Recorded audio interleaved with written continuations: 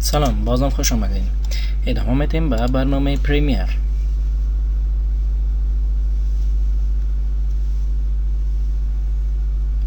خب پروژه رو دوباره اوپن میکنیم. موضوع مارکر است. باز هم باید ما یک کلیپ داشته باشیم. باز هم انتخاب میکنیم یک کلیپ و یک کلیپ هم پیش از اینکه در سیکونس استفاده کنیم میریم سورس مانیتور، یک قسمت از این کلیپ انتخاب میکنیم، میدیا پندینگ،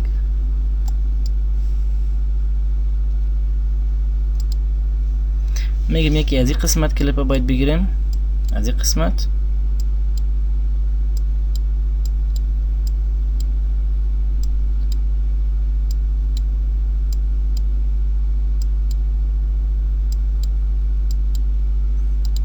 و یکی هم میگیم تا این قسمت ایرم میگیم که make sub clip. اوکی.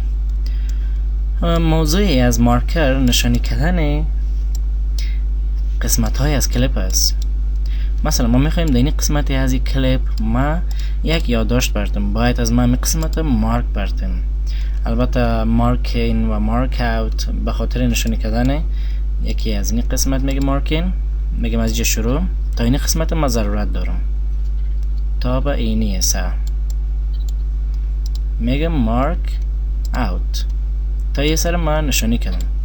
خب اگر مارک اوت کار نکنیم و ایره ما کت کنیم کنترل که این کلیپ انتخاب کنیم، میگم مارکو کلیپی که سلکت هست، یا مثلا میگم مارکو خود کلیپ که قرار داریم، پس کنترل زید. موضوع دیگه است مارک سپلاید.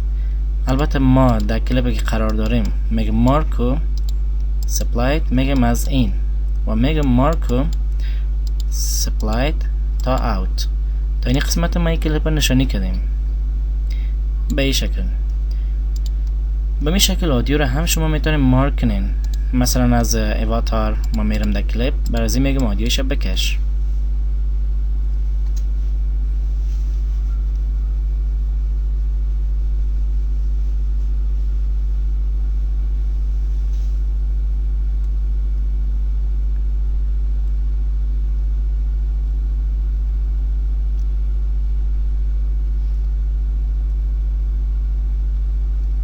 طوری که میبینین ویدیو HD است.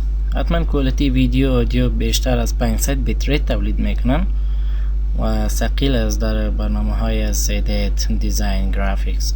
این رایت کلیک میکنم میگم اوپنینگ سورس مانیتور آدیو. اگر ما بخوایم که نشانی کنیم میره چی میکنیم؟ در قدم اول ما باید از این زوم کنیم به این شکل. پس میتونیم کمک مارکر میگم که مارک سپلاید. البته سیستم آدیو زیر سپورت نداره، به این خاطر شما میتونید آدیو جداگانه ایمپورت کنن مثل mp3 و غیره. بخش دیگه است به نام go to in، go to out، go to supplied. وقتی کار میکنین وقتی ما باز هم اینجا مارک کنیم تا این قسمت باز مارک، میگیم برو در شروع مارک و میگیم برو در آخر مارک و go to supply دام به می شکل. پس میم ایرا میگیم که opening source monitor، برای این میگیم یکی قسمت یکی هم تا این قسمت، برای این میگیم go to supply in و go to supply out به این شکل. موضوع دیگه است clear in clear out. پس میگه پاکو از طرف و پاکو از این طرف و clear in out هر دویش میگه پاکو. add marker نشانی اضافه کن به این شکل، یک نشانی میگه یک قسمت هم بینی سه یک نشانی اضافه کن add marker. و حالا اگر بخوایم برم دمی قسمت های نشانی شده میگیم go to next marker و go to previous marker. بخش دیگه clear current marker، همون مارکر پاکم و میگیم clear all markers تمام شو پاکم. میتونیم که ما هم در قسمت هم مارکر اینا رو پس clear میکنیم، میگم همین قسمت مارکو، میگم تا اینی سر مارکو چی شد add marker و add marker به این شکل. خب موضوع دیگه است به نام add marker خلاص شد. clear هم شما میتونید کار کنین، clear all markers هم وظیفهش پاک کردن است. و حالا اگر بخوایم که می قسمت مارکر پرتم و پس می قسمت از مارکر ما ادیت کنم، مثلا نوشته میکنم در می قسمت باید از report news. گزارش اخبار در این قسمت از مووی آغاز شوه تا این قسمت. پس چی میگم add marker و تا این قسمت میگم edit marker must finish.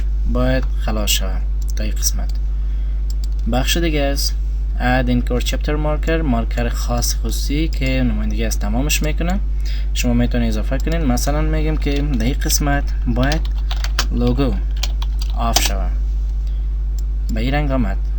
شما وقتی ماوس سرش میارین اما کامنت بر شما نشان میده. بازم میتونین که یک مارکر دیگه روشن اینجا ایجاد کنین. گورا میگه فلش مارکر. شما ناشته میگیرین در این قسمت میگین باید فیلتر شوه تا این قسمت. میگین must filter.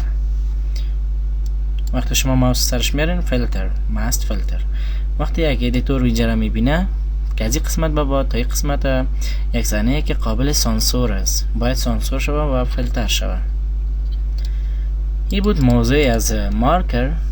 خدا کنه مورد توجهتان قرار گرفته باشه. بخش تایتل بعد از یک وقفه.